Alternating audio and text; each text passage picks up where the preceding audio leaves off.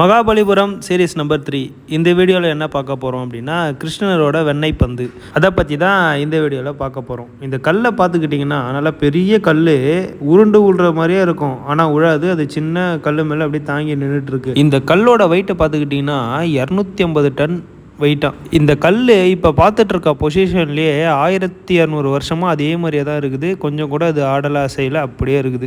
1908 நகர ஆளுநர் Arthur Havelock அவர் என்ன பண்ணியிருக்காருன்னா, பாதுகாப்பு ரீசனுக்காக 7 யானையை பயன்படுத்தி அந்த கல்லை நகர்த்த முயற்சி பண்ணியிருக்காரு. ஆனால் அது வெற்றி பெறல, தோல்வியில் தான் முடிஞ்சிருக்கு.